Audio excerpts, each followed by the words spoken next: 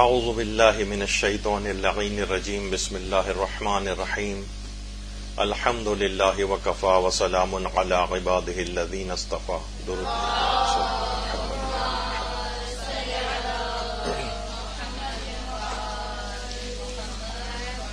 ماہ مبارک رجب شروع ہو چکا ہے اور اب وہ مہینے شروع ہو گئے ہیں کہ جو کہ انسان کی روحانیت کو ترقی عطا کرتے ہیں، اور اسی سلسلے میں روحانی ترقی کے اندر بہت ہی زیادہ معاون اور مددگار زیادہ تر اوقات میں باوضو رہنا ہے.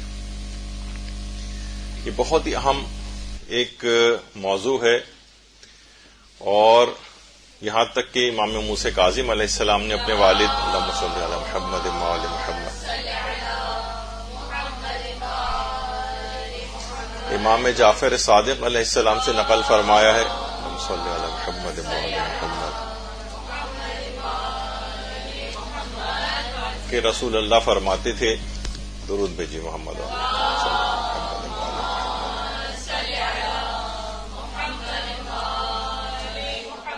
کہ وضو ایمان کا آدھا جز ہے. یعنی اگر کوئی مستقل باوضو رہے تو کم سے کم آدھا ایمان تو اس کا بالکل محفوظ رہے گا، باقی آدھے کے لیے اس کو کوشش کرنا ہوگی. اور اس حد تک کیفیات ہوتی تھی ائمہ کی کہ جب بھی امام حسین علیہ السلام نماز کے لیے وضو فرماتے تھے اللہم صلی علی محمد وعلی محمد تو آپ کا رنگ متغیر ہو جاتا تھا، جوڑ جوڑ کانپنے لگتے تھے. جب آپ سے اس بارے میں سوال پوچھا جاتا تو آپ فرماتے تھے کہ حق یہی ہے کہ جب کوئی جبار کی بارگاہ میں کھڑا ہو تو اس کا رنگ زرد ہو جائے اور جوڑ جوڑ کانپنے لگے. تو یہ ہم عام طریقے سے ایک بالکل بے رغبتی کے انداز میں وضو کرتے ہیں، جبکہ بلکہ علماء تو یہاں تک فرماتے ہیں کہ اصلاً اگر کوئی شخص یہ چاہے کہ اس کی نمازوں میں خشوع و خضوع ہو تو اس کا آغاز یہ ہے کہ اگر وہ شخص اپنے وضو کے اندر خشوع و خضوع سے کام لے گا تو یہ اس بات کا لازمہ بنے گا کہ اس کی نماز میں بھی خشوع و خضوع ہوگا. یعنی نماز میں خشوع و خضوع کس سے پیدا ہوگا کہ اگر آپ وضو میں خشوع و خضوع سے کام لیں گی. دیکھیے، ایک جو آج ہمارا موضوع ہے وہ ہے دائم الوضو رہنا. دائم الوضو یعنی مستقل باوضو رہنا یا دن کے زیادہ تر اوقات میں باوضو رہنا، اس کو دائم الوضو ہونا کہا جاتا ہے. اچھا، ایک چیز ہوتی ہے دائم الذکر ہونا، یعنی انسان ہر وقت پروردگار عالم کا ذکر کرتا رہے زبان سے بھی، اور ایک ذکر قلبی بھی ہوتی ہے، یعنی ہر وقت اللہ کا خیال اس کے دماغ میں رہے. اس کو کہتے ہیں دائم الذکر ہونا. یا کم سے کم زبان پر بھی آیت اللہ محمد حسین طباطبائی کے متعلق ملتا ہے کہ ہر وقت ان کی ہونٹوں میں کچھ نہ کچھ حرکت رہتی تھی، یعنی ہر وقت دائم الذکر تھے، کوئی نہ کوئی ذکر پروردگار عالم کا عام زندگی میں بھی کرتے رہتے تھے. اس کے علاوہ ایک چیز اور کہلاتی ہے، وہ ہے دائم الصلاۃ ہونا. یعنی ایک تو ہے کہ ہم اپنے صرف واجبات کی حد تک رہ جاتے ہیں، مستحب نمازیں بھی ہیں اور بہت ساری نوافل ہیں اور مستحب نمازیں ہیں، ان کا بھی انسان کو چاہیے کہ اپنا کوئی ایک کم سے کم ایک کیلنڈر کے اوپر ہی روزانہ کی کوئی ایک ایسی نماز جس کی عام طور پر آپ جس کو نہیں پڑھ پاتی ہوں وہ اس کو کیلنڈر میں ایڈ کر لیں اپنے کہ آج اچھا مجھے یہ والی نماز پڑھنی ہے، آج یہ پڑھنی ہے، تاکہ دنیا سے جب جائیں تو مستحبات اور یہ جو ریکمینڈڈ چیزیں ان کا ایک ایک حصہ کم سے کم مکمل ہو چکا ہو. تو دائم الصلاۃ ایسے افراد ہیں کہ جو زیادہ تر اوقات میں نمازیں پڑھتے ہیں.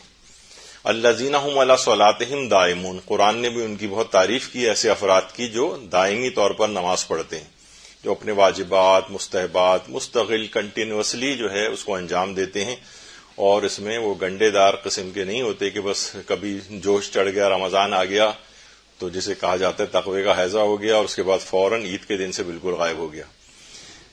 دائم الحضور ہونا یعنی ہر وقت پروردگار عالم کے سامنے، یعنی اس کو اپنا حاضر و ناظر سمجھیں کہ ہر کام میرا پروردگار عالم دیکھ رہا ہے. آیت اللہ محمد حسین طباطبائی یہ بھی کہتے تھے کہ گھر میں انسان کو چاہیے کہ اس آیت کو لکھ کے لگا لے، الم تعلم بان اللہ یرا، کیا اب بھی تمہیں اس بات کا علم نہیں ہوا کہ اللہ تم کو ہر وقت دیکھ رہا ہے. قرآن کی آیت ہے، ہر وقت اس کے حضور میں رہیں. تو انسان کتنی چیزوں مثلا لگا ہو کسی جگہ ہو اور 10 کیمرے آپ کی طرف ہوں اور آپ کو معلوم ہو کہ مجھے مانیٹر کیا جا رہا ہے، تو آپ کتنا کانشیس ہو جائیں گے اپنے اعمال کو انجام دینے میں. تو اس کو کہتے ہیں دائم الحضور ہونا اللہ کی بارگاہ میں. صائم الدہر، یہ تھوڑی سی ایک ایسی چیزیں ہیں، زیادہ تر سال کے دنوں میں روزے سے رہنا ہمیں عام طور پہ نہیں نظر آتے ہیں، لیکن ہمارے مدرسۃ القائم کی ایک سابقہ پرنسپل جو اب تو انتقال کر گئی ہیں، محترمہ ملیکہ کاظمی، یہاں پر سالہ سال انہوں نے خدمات انجام دی تھیں اور قصص العلماء کا فارسی سے اردو ترجمہ بھی کیا ہے انہوں نے، علامہ تنکابنی کی. یہاں جب بھی ہم سالہ سال ہم ان کو دیکھتے تھے، ایک دن بھی ایسا نہیں ہوتا تھا جب وہ یہاں آئیں اور روزے سے نہ ہوں، پورا سال روزے سے رہتی. اللہ ان کی مغفرت فرمائے، ان کے درجات کو بلند فرمائے. ایسی ایسی خواتین ہمیں معاشرے میں دیکھنے میں آتی. تو بہرحال دیکھیے، علماء یہ کہتے ہیں کہ دائم الوضو ہونا ایک توفیق پروردگار ہے، اور جس کو بھی یہ توفیق حاصل ہو جائے اس کی دنیا اور آخرت دونوں قابل رشک ہو جاتی. یعنی اگر کسی کو یہ والی توفیق حاصل ہو جائے کہ وہ دن کے زیادہ تر اوقات میں باوضو رہے، اس کی دنیا بھی قابل رشک ہو جائے گی اور اس کی آخرت بھی قابل رشک ہو جائے گی. بے شمار اس کے فائدے ہیں دائم الوضو ہونے کے. آیت اللہ بہجت خاص طور پر تزکیہ نفس کے سلسلے میں دو اعمال کی سفارش بہت کرتے تھے. وہ کہتے تھے ایک تو مداومت کی جائے دائم الوضو ہونے پر، اور مداومت کی جائے نماز شب کو پڑھنے پر. کہتے تھے تزکیہ نفس کے لیے یہ دو اعمال انتہا سے زیادہ جو ہے وہ مددگار ثابت ہوتے ہیں تزکیہ نفس میں. یعنی ہمیشہ کوشش کرے کہ انسان ہر وقت باوضو رہے، اور ہمیشہ کوشش کرے کہ نماز شب کی پابندی کرے. یہ دو اعمال کو خاص طور پر عبد اللہ بہجت اپنے شاگردوں کے لیے سفارش فرماتے تھے.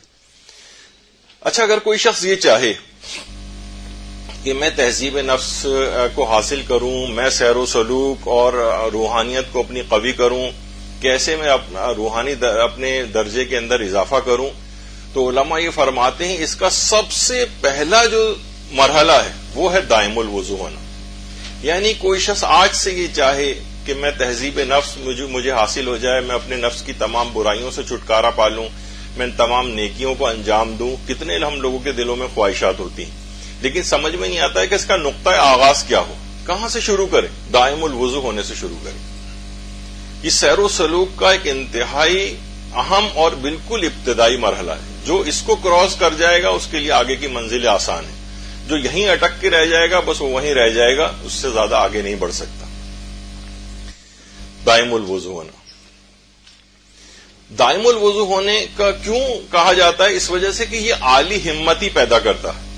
عالی ہمت ہونا یعنی ابھی آپ کو اتنے بڑے بڑے مراحل انجام دینے ہیں، نفس کو شکست دینی ہے، شیطان کو شکست دینی ہے، اپنے تمام ان نفس امارہ کو شکست دے کے پھر جو ہے اپنے آگے بڑھنا ہے.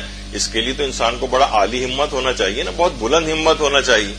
دائم الوضو ہونے سے عالی ہمت ہی پیدا ہوتی ہے. اس وجہ سے اس کو سب سے ابتدائی مرحلہ قرار دیا گیا ہے کہ انسان بہت ابھی ہوتا ہے نا کہ ذرا سا آپ کی خواہشات تو بہت ہوتی ہیں لیکن آپ نہیں کر پاتی ہیں اس کو. تھوڑے دن کوئی کوشش کی، وہ نیک عمل چھوٹ جاتا ہے. کوئی کسی چیز کو جوش چڑھا کیا، ایک آدھ دن کے اندر جوش ٹھنڈا پڑ جاتا ہے. اس کا مطلب ہے عالی ہمت ہی نہیں. عالی ہمت ہی دائم الوضو ہونے سے پیدا ہوتی. ایک دفعہ اس پہ مداومت کر لی، اس کی پابندی کر لی، باقی سارے مرحلے آسان ہو جاتے ہیں. امام خمینی اپنے استاد آیت اللہ شاہ آبادی، امام خمینی نے اکثر اپنے اساتذہ کے لیے اس طرح سے لکھا ہے کہ میرے ماں باپ ان پر قربان ہو، میری جان ان کے اوپر قربان ہو، اپنے استاد کے لیے. وہ کہتے تھے نفس سے مبارزہ کرنے کے لیے اور شیطان کو شکست دینے کے لیے سب سے اہم ترین ہتھیار جو ہے وہ دائم الوضو ہونا ہے. امام خمینی نے چہل حدیث کے اندر اپنے استاد کے متعلق یہ بات لکھی ہے کہ وہ اس بات کی بہت زیادہ سفارش کرتے تھے اپنے طالب علموں کو کہ اگر اپنے نفس کو تمہیں شکست دینی ہے اور تم کو شیطان کو شکست دینی ہے تو تم کو دائم الوضو ہونا پڑے گا. اور ایک جملہ امام خمینی نے ان کا نقل کیا ہے، فرماتے ہیں کہ ہمارے استاد یہ فرماتے تھے کہ وضو بمنزل لباس جندی است. لباس جندی کون سا ہوتا ہے؟ جو کہ بالکل آرمرڈ، جنگ میں آدمی جو بالکل بہت ساری پہلے خود پہنا کرتے تھے، سر پہ خود پہنتے تھے اور زرہ پہنتے تھے اور پورے جسم کو اس کے اندر چھپاتے تھے. گویا اس طرح سے انسان شیطان سے مبارزے کے لیے تیار ہو جاتا ہے. آپ نے لباس جندی پہن لیا ہے، اب شیطان کتنا ہی آپ پر وار کرے، آپ کا نفس کتنا ہی آپ پر وار کرے، اس آپ کو کوئی نقصان نہیں پہنچا سکتا. تو بالکل یہی وضو دائم الوضو ہونے سے متعلق ہے. اور اس کا ایک بہت بڑا فائدہ یہ ہے کہ عمر میں آپ کی اضافہ ہوتا ہے. ہر شخص یہ چاہتا ہے کہ میں اچھی عمر حاصل کروں, دنیا میں نیک اعمال زیادہ کر کے جاؤں, تو اس کے لیے ایک عمر چاہیے کہ انسان اسلام کے اندر بوڑھا ہو اور اسی میں اس کو موت آئے. تو عمر میں اضافہ پیغمبر اسلام ختمی مرتبت صلی اللہ علیہ وآلہ وسلم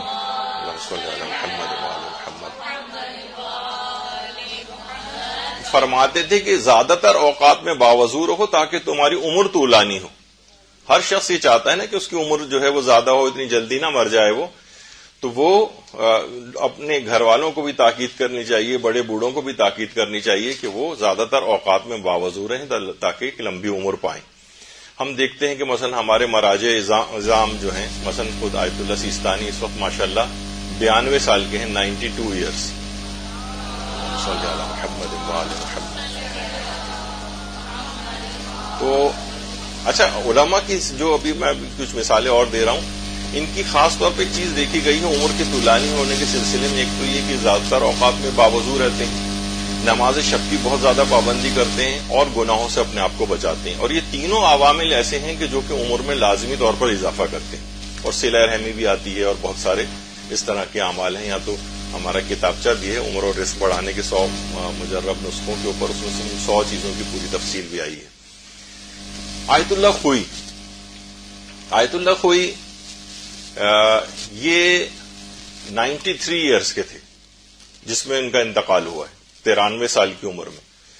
آیت اللہ اسحاق فیاض اب اس وقت ماشاءاللہ حیات مراجع اعظام میں سے ہیں, اور ان کی عمر بھی 93 ایئرس ہے, 93. اور آیت اللہ شبیری زنجانی یہ بھی زندہ مراجع میں سے اس وقت موجود ہیں, ان کی عمر 94 سال ہے, 94 ایئرس. اور آیت اللہ ناصر مکارم شیرازی اگرچہ لگتے نہیں ہیں, لیکن ان کی عمر اس وقت 95 سال ہے, 95 ایئرس. اور اگر ہم دیکھیں آیت اللہ وحید خراسانی اس وقت ماشاءاللہ حیات ہیں, اور 102 سال کی عمر ہے ان کی. اللہم صلی علی محمد.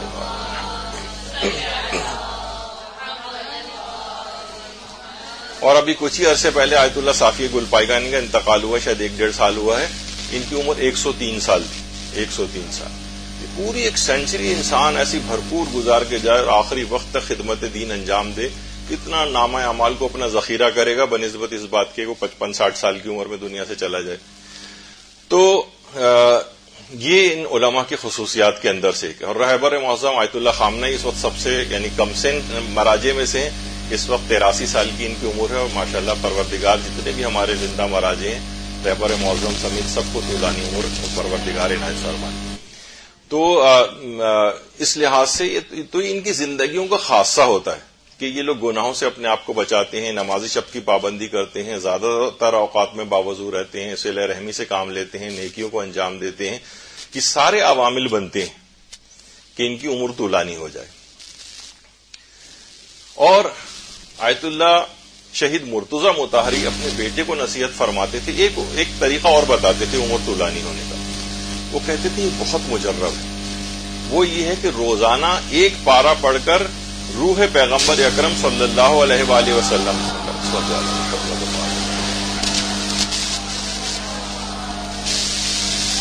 روح پیغمبر کو ہدیہ کی جائے. تو یہ عمر کو بڑھانے میں بہت ہی زیادہ کارآمد چیز ہے. روزانہ ایک پارہ پڑھ کر پیغمبر اکرم کو ہدیہ فرمائے. تو یہ اپنے بیٹوں کو نصیحت فرماتے تھے. اچھا, ایک اور خصوصیت دائم الوضو ہونے کا یہ ہے کہ مرنے کے بعد جسم سالم رہتا ہے. یہ بھی علماء فرماتے ہیں کہ خاص طور پر 2 چیزوں کے متعلق بات کہی جاتی ہے, ایک تو دائم الوضو ہونا اور نماز شب کی پابندی کرنا. اس سے یہ اس بات کا سبب بنتا ہے کہ جسم قبر میں سالم رہے. آیت اللہ سید علی آقا قاضی طباطبائی کتنے بڑے مجتہد بھی تھے, کتنے بڑے عالم تھے, کتنے بڑے عارف تھے. ان کے شاگردوں کے اندر یہ سب ایک ساتھ تو نہیں تھے, الگ الگ جگہوں پہ تصویریں ایک ساتھ جمع کر دی گئی ہیں. آغا ہاشم حداد, آیت اللہ جواد انصاری حمدانی, اور آیت اللہ کوچانی, اور مرتضی کشمیری, اور آیت اللہ محمد حسین طباطبائی وغیرہ. تو یہ سب ان کے شاگردوں کے اندر تھے جو ایک سے ایک بڑھ کر ایک عارف اور ایک سے ایک بڑھ کر اعلیٰ مقام کا حامل عالم. یہ ان سب کے استاد تھے. یہ فرماتے تھے کہ میں، جس وقت انہوں نے جملہ ارشاد فرمایا تھا کہ 20 سال ہو گئے ہیں میں دائم الوضو ہوں، حتیٰ کہ میں ایک رات بھی ایسا نہیں سویا کہ جس میں نے وضو نہ کیا. سبحان اللہ. تو اچھا، اب ان کے ساتھ کیا ہوا؟ ان کی جو قبر مبارک ہے یہ وادی السلام کا جو قبرستان ہے نجف اشرف عراق میں، اس میں جیسے ہی آپ وادی السلام میں داخل ہوتے ہیں تو تھوڑا سا آگے جا کر ہی لیفٹ سائڈ کے اوپر ان کا یہ مقبرہ جہاں ان کی تصویر وغیرہ بھی لگی ہوئی ہے، آیت اللہ علی آقا قاضی طباطبائی. اور وہاں پر جو لوگ ان کی اہمیت سے واقف ہیں وہاں جاتے ہیں، وہاں پر نماز بھی ان کو ہدیہ کرتے ہیں وغیرہ. تو یہ ان کی قبر مبارک ہے. ڈاکٹر سلمان صفوی، یہ بہت بڑے عالم دین ہیں ایران میں. انہوں نے ایک مضمون لکھا ہے، کہا ہے کہ ایک آدمی مطالعات ایرانی کا جو کہ مغربی ملک کے اندر اس کا ایک اجلاس منعقد ہوا تھا، تو اس میں آیت اللہ علی آقا قاضی طباطبائی کے پوتے سید احمد قاضی طباطبائی وہ اس کے اندر آئے تھے، اور وہ فرماتے تھے کہ میرے والد سید محمد تقی آقا قاضی جو ان کے والد تھے، انہوں نے یہ واقعہ سنایا تھا. کہہ رہے ہیں کہ آیت اللہ علی آقا قاضی کے انتقال کو اس وقت 40 سال گزر چکے تھے کہ آیت اللہ علی آقا قاضی کی ایک بیٹی کا انتقال ہوا. تو ان کے والد نے کہا، یعنی ان کے بھائی نے جو کہ ان احمد قاضی طباطبائی کے والد تھے، کہ ہم نے سوچا کہ اپنی بہن کو ہم اپنے والد کی قبر کے پاس ہی کہیں پاس دفن کریں. تو وہاں جب کھدائی کی تو دیکھا کہ جو ظاہر کے قریب کا ایریا جو کہ آیت اللہ علی آقا قاضی کی قبر سے بہت قریب تھا، تو دیکھا کہ اندر بالکل ایک تر و تازہ کفن کے ساتھ ایک مردہ جو ہے لیٹا ہوا ہے. تو کہنے کہ ہم بہت حیران ہوئے اور گورکن کو بلایا، وادی السلام کا جو اس جگہ کا گورکن تھا، اور کہا کہ یہ کوئی تازہ مردہ کیا یہاں پر دفن ہوا ہے؟ تو اس نے سختی کے ساتھ گورکن نے تردید کی، کہا کہ ہرگز بھی ایسا نہیں ہے، اور یہ علی آقا قاضی طباطبائی کی قبر ہے، ان کی بالکل برابر میں ان کی بیٹی کو دفن کیا گیا. تو وہ جو ہے 40 سال اس بات کو گزر چکے تھے علی آقا قاضی طباطبائی کو، اور وہ ان کا کفن تک میلا نہیں ہوا. سبحان اللہ. درود بھیجیے. اللہم صلی علی محمد وآل محمد. وہ یہ فرماتے تھے کہ 20 سال ہو گئے ہیں مجھے دائم الوضو ہوتے ہوئے، ایک لمحہ بھی یعنی ایسا نہیں ہوتا کہ جب میں اس کو وضو میرا ٹوٹ جائے تو میں فوراً ہی تجدید اس وضو کو دوبارہ کر لیتا ہوں، اور کوئی رات ایسی نہیں گزری کہ جس میں نے وضو نہ کیا. تو مرنے کے بعد ان کا جسم تک تر و تازہ رہا اور کفن تک ان کا میلا نہیں ہوا. تو اگر کوئی بھی شخص وہاں پر جائے وادی السلام، اور بالکل وادی السلام کے کہیں بہت دور نہیں ہے بلکہ جیسے ہی داخل ہوتے ہیں تو لیفٹ سائڈ پر ہی ان کا مقبرہ بہت شروع میں ہی آ جاتا ہے، تو وہاں پہ بھی انسان کو جانا چاہیے. اچھا، باوضو ہو کر جو موت ہے، شہادت کی موت جو ہے وہ ملتی انسان کو چاہیے. ویسے ہی میں کبھی کبھار اپنا ایک ایکسپیرینس بتا دیتا ہوں. کبھی کوئی ایسے سفر درپیش ہوتے ہیں جس میں جہاز وغیرہ میں جانا ہوتا ہے، تو اگرچہ جہاز میں آپ کو پتہ ہے کہ کتنا مشکل ہوتا ہے وضو وغیرہ کرنا، تو لیکن یہ حدیث دماغ میں ہوتی ہے. تو میرا اکثر یہ طریقہ کار ہوتا ہے کہ کوئی بھی ظاہر ہے کہ آدمی کو ہوتا ہے نا کہ یہاں تو کوئی آسرا ہی نہیں ہے بالکل، اگر گئے تو بس آپ دنیا سے جائیں گے، تو کم سے کم باوضو ہو کر شہادتی کی موت نصیب ہو. تو یہ بھی پیغمبر اکرم صلی اللہ علیہ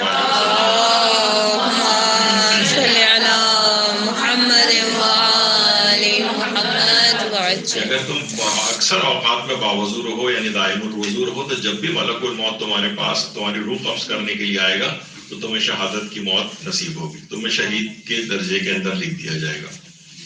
تو یہ والی اس حدیث کے متعلق آیت اللہ ہاشمی شاہرودی، ان کا بھی کچھ سال پہلے انتقال ہوا ہے، اور آیت اللہ ہاشمی شاہرودی، ان سے جب پوچھا گیا کہ کیا یہ دائم الوضو ہونے پر کوئی احادیث معتبرہ موجود ہیں، تو انہوں نے میزان الحکمت سے 2 روایتیں لکھی، جس میں ایک یہی والی روایت تھی کہ اگر کوئی شخص مر جاتا ہے، پیغمبر اکرم کی یہ والی روایت، مر جاتا ہے اگر کوئی اور وہ وضو کی حالت میں ہو تو خدا اس کو شہادت نصیب کرتا ہے اور اس کو ثواب شہادت اس کو دیا جاتا ہے. تو 2 حدیثیں، یہ معتبر حدیثیں انہوں نے اس میں نقل کی ہیں.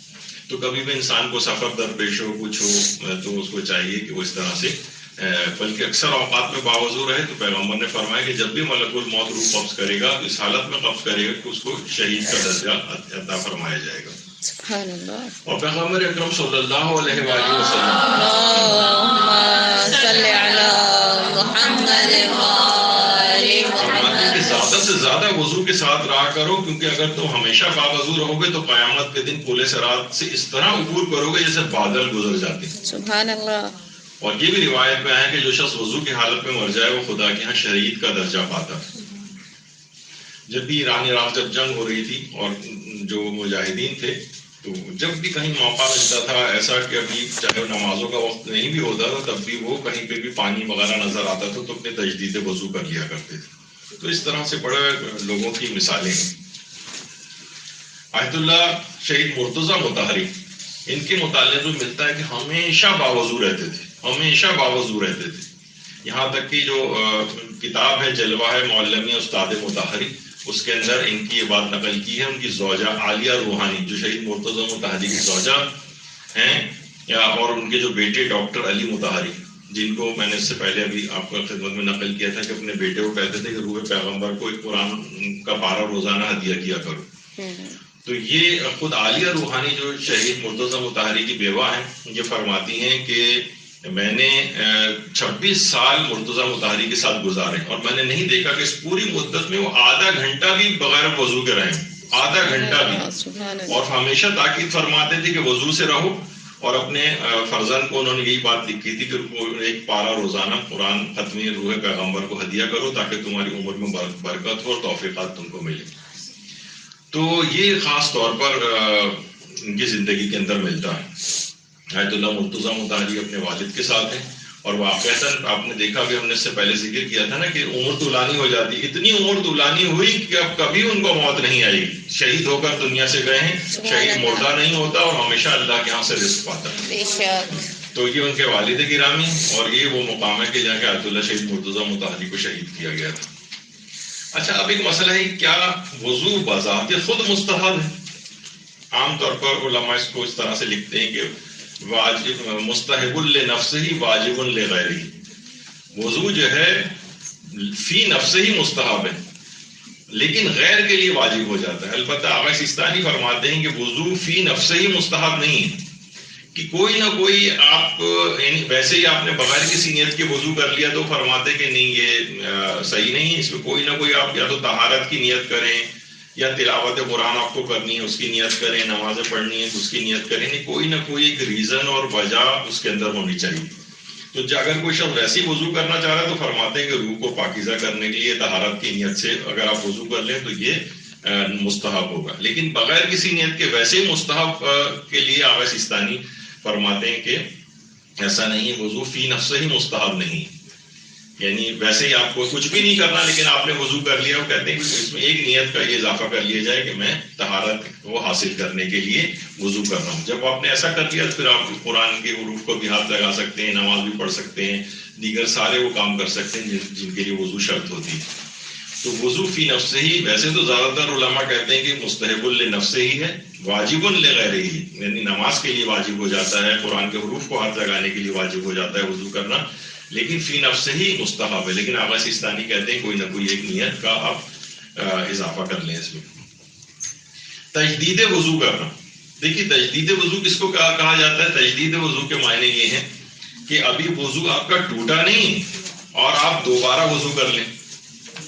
بھائی ابھی آپ سوچیں گے ابھی تو میرا یہی وضو چل رہا ہے، وضو ٹوٹا نہیں، لیکن پھر بھی وضو کرنا طہارت کی نیت سے آپ ایک دفعہ اور وضو کر لیں.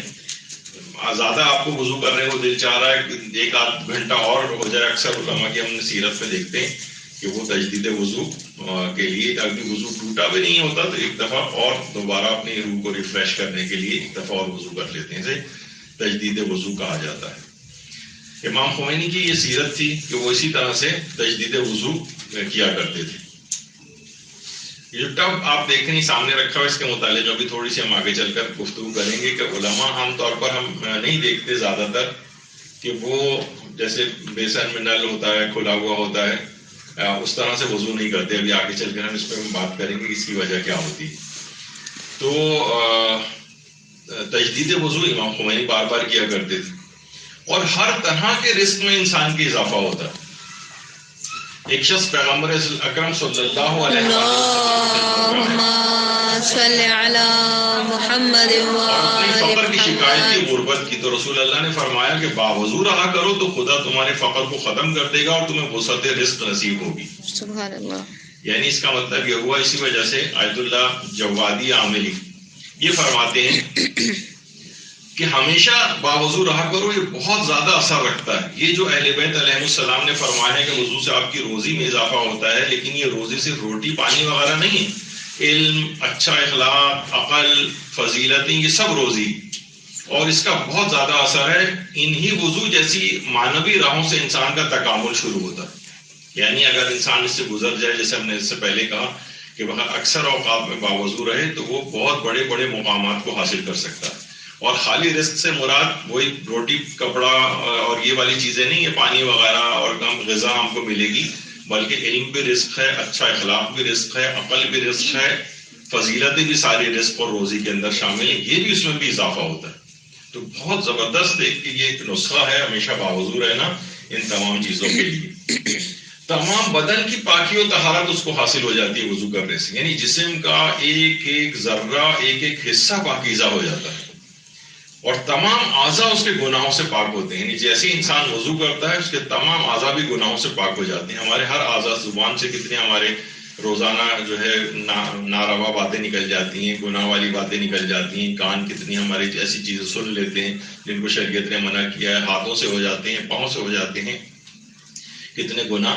اعضاء و جوارح، دل کے اندر ہمارے کتنے اس طرح کی چیزیں ہوتی ہیں. تمام اعضاء انسان کے وضو کرنے سے گناہوں سے پاک ہو جاتے ہیں. اور خاص طور پر ہر عضو کے منفرد گناہوں کی مغفرت. یعنی مثلا منہ میں وہ پانی جس وقت ڈالتا ہے اور کلی کرنے کے لیے، تو اس سے منہ کے اس کے گناہ، جس میں زبان کے گناہ آتے ہیں، وہ بھی سب دھل جاتے ہیں. چہرے پر پانی ڈالتا ہے، چہرے پہ آنکھیں آتی ہیں اس کی، وہ جو ہے یا چہرے اپنی خوبصورتی کے لحاظ سے، یا کوئی عورت یا وہ مرد حضرات بھی جو ہے اگر کوئی ایسی منفی ان کی کوئی انٹینشن ہے، مثلا میک اپ کر کے نکلنا اور یہ سب کچھ جو ہے، تو وہ بھی گناہ سے دھل جاتے ہیں. ہاتھوں سے انسان کسی کو مارتا ہے، بہت سارے اعضاء کے جو اس طرح کے گناہ ہوتے ہیں، پاؤں کے گناہ ہوتے ہیں. یعنی جو منفرد اعضاء جن کا وضو کے اندر براہ راست عمل دخل ہے، وہ سب خاص طور پر ان کے گناہ معاف ہو جاتے ہیں. تو وضو کے سلسلے میں یہ چیز ہے. اور یہ بھی ہمارے ساتویں امام موسیٰ کاظم علیہ السلام صلی علی محمد وآل. جو شخص نماز مغرب کے لیے وضو کرے گا تو یہ وضو اس کے گزشتہ دن کے گناہوں کا کفارہ ہوگا، مگر یہ کہ اس نے کبیرہ گناہ کیا. اور جو نماز صبح کے لیے وہ وضو کرے گا تو اس کی گزشتہ رات کے گناہوں کا کفارہ ہوگا، مگر یہ کہ کبیرہ گناہ کیا ہو. یعنی کبیرہ گناہ اس کا معاف نہیں ہوگا، لیکن پروردگار عالم سے امید ہے کہ اگر اس نیت سے انسان اپنے آپ کو گناہوں سے بچانے کی نیت سے اگر وضو کر رہا ہے تو انشاءاللہ کبیرہ گناہ بھی معاف ہوں گے. لیکن بہرحال یہ کہہ رہے فرماتے ہیں کہ اگر نماز مغرب کے لیے آپ نے کیا تو گزشتہ دن کے گناہوں کا کفارہ بن جائے گا، اور اگر نماز صبح کے لیے کیا تو گزشتہ رات کے گناہوں کا کفارہ بن جائے گا. تو بہرحال بڑی اس کے فوائد ہیں. اور اگر کوئی شخص سورہ قدر کی تلاوت کرے وضو کرتے وقت تو گویا ایسے ہی جیسے بطن مادر سے دنیا میں بے گناہ ابھی ابھی آیا. سبحان اللہ. تو اللہم صلی علی محمد وآل محمد. ابھی ابھی یعنی اس طریقے سے بالکل ایک نومولود بچہ پیدا ہوتا ہے، کوئی اس کے ذمہ گناہ نہیں ہوتا. سورہ قدر کی تلاوت کرنا، وضو تو اپنے ٹائم میں ہو گئی، چند سیکنڈ سورہ قدر کی تلاوت میں لگتے ہیں، بلکہ سورہ قدر کی تلاوت وضو کرنے کے دوران اور 3 دفعہ سورہ قدر کی تلاوت وضو کرنے کے بعد بھی روایت میں آئی ہے. بلکہ مولانا محمد فائزی صاحب قبلہ جو جنہوں نے آپ کی کلاسز لی تھی، تو انہوں نے ان کا ایک کلپ بھی ہم نے وضو کے بعد 3 دفعہ سورہ قدر کی تلاوت کے ثواب کا ایک الگ سے جو ہے اس کے اوپر ڈالا بھی ہے فیس بک وغیرہ پہ اور یوٹیوب کے اوپر. وہ آپ سنیں اس کی کتنا زیادہ ثواب ہے. اور اسی طریقے سے وضو کے بعد آیت الکرسی کی تلاوت کرنا، یہ بہت ہی اہم چیزیں ہیں کہ جن کا مستحبات، جن سے انسان اپنی روحانیت کو قوی کر سکتا ہے. پھر وضو ہونے کے دائم الوضو رہنے سے ایک فائدہ یہ ہے کہ آپ کے اندر یہ گناہوں کے لیے قوت مدافعت پیدا کرتا ہے. ایک لحاظ سے امیونٹی کا کام کرتا ہے، ایک لحاظ سے ویکسین کا کام کرتا ہے. یہ قوت مدافعت پیدا کر دیتا ہے آپ کے اندر گناہوں سے. یعنی پھر کوئی گناہ جو ہے جب یہ روایتوں کے اندر آیا امیر المومنین علیہ الصلوۃ والسلام فرماتے ہیں اللهم صل على محمد وآل ایک محمد. زمانہ ایسا آئے گا جس میں برائیاں بہت بڑھ جائیں گی، جب تم اس زمانے کو پاؤ تو باوضو رہا کرو. اس کا مطلب ہے جو کہ آج کل کا زمانہ ہمارے چل رہا ہے، تو اس میں باہر زیادہ تر اوقات میں باوضو رہنا، یہ خود امیر المومنین نے اس کی خاص طور پر تاکید کی. دائم الوضو ہونے سے ایک فائدہ یہ ہوتا ہے کہ بہت معمولی کوشش سے انسان گناہ سے بچ جاتا ہے، اسے زیادہ ایفرٹ نہیں کرنا پڑتی، بہت ہی معمولی کوششوں سے، یعنی گناہ کرنے کا خیال دل میں آیا، آپ نے ارادہ بھی کر لیا، 1 سیکنڈ میں آپ دماغ سے آپ اس کو جھٹک سکتی ہیں اور بالکل اس کو ہٹا سکتی ہیں گناہ کے خیال. تو بہت معمولی کوشش سے، یعنی اتنی زیادہ روح کے اندر امیونٹی اگر بہت پاورفل انسان کی ہوتی ہے تو اگر جراثیم اندر جاتے بھی ہیں تو اس کے اوپر کوئی اثر نہیں ہوتا اس کے جسم کے اوپر. تو بالکل ایسے یہ ہے کہ اس میں گناہوں کے خلاف اتنی مدافعت کی دائم الوضو ہونا کریٹ کر دیتا ہے کہ گناہ پھر انسان اتنی آسانی کے ساتھ نہیں کر پاتا ہے، اور بلکہ بڑی آسانی کے ساتھ اور معمولی ایفرٹ کے ساتھ بچ جاتا ہے. اور ایک اور فائدہ یہ ہوتا ہے کہ نئی نئی نیکیاں کرنے کی اس کو توفیقات ملتی ہیں. سبحان اللہ. نئی نئی نیکیاں، یعنی وہ خود بھی اس کو ایسے مواقع ملتے ہیں، ایسی اس طرح سے اس کو، یعنی نیکیاں خود ایک میگنیٹ کی طرح سے کھینچ کر اس کے پاس آنے لگتی دائم الوضو ہونے سے. اور انسان اگر دائم الوضو نہ رہے، روح اس کی پاکیزہ نہ رہے، تو گناہوں کا ایک میگنیٹ اس کی طرف جو ہے وہ لگ جاتا ہے. تو نیکیوں کو اگر اپنی طرف نئی نئی نیکیوں کو کھینچنا ہے تو نئی نئی نیکیوں کی توفیقات ملیں گی اگر آپ دائم الوضو رہیں گے. اچھا، نیکیوں کی انجام دہی میں رغبت آپ کی بڑھ جائے گی. بعض اوقات یہ ہوتا ہے نا کہ عام طور پر لوگوں کی، جیسے ہم نے اس میں آپ کو دکھایا تھا، پتہ نہیں سینما کا جو درس ہوا تھا کہ وہاں جا سکتے ہیں نہیں، کہ سینما میں جناب آپ دیکھیں تو وہ لائنیں لگ رہی ہیں اور پورا ہال بھرا ہوا ہے، ہاؤس فل نمائش جاری ہے، اور نماز فجر میں مسجد میں دیکھیں تو ایک صف بھی پوری نہیں ہوتی، بعض اوقات تو 3 4 صرف نمازی ہوتے ہیں.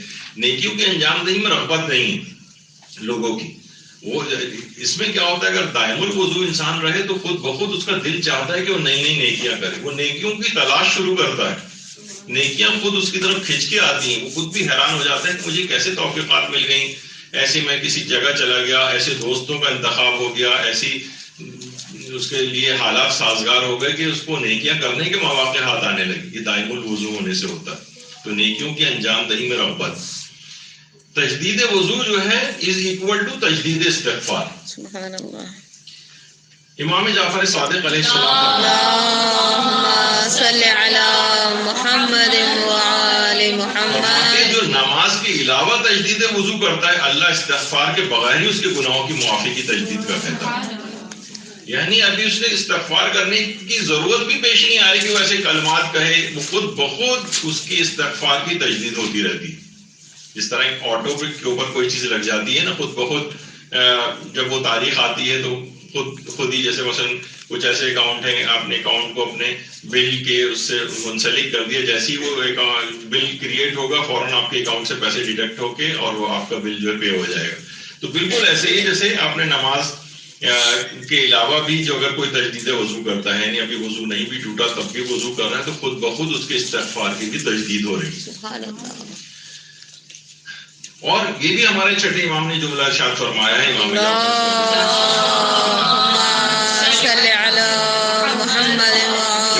کے بعد دوبارہ وضو کرنا یعنی تجدید وضو کرنا نور علی نور ہے، نور کے اوپر ایک اور نور ہے. تو جس نے بھی بغیر کسی حدث کے دوبارہ وضو کیا، اللہ بھی بغیر استغفار کی اس کی توبہ کو قبول کر لیتا ہے. سبحان اللہ. یعنی اگر وضو کے بعد دوبارہ وضو کیا جائے تو بغیر استغفار و توبہ کی اللہ اس کے گناہوں کو معاف کر دیتا ہے. یعنی یہ تشریح کے طور پر ہے، یہ حدیث تو وہاں پہ مکمل ہوگی کہ اس کی توبہ کو قبول کر لیتا ہے.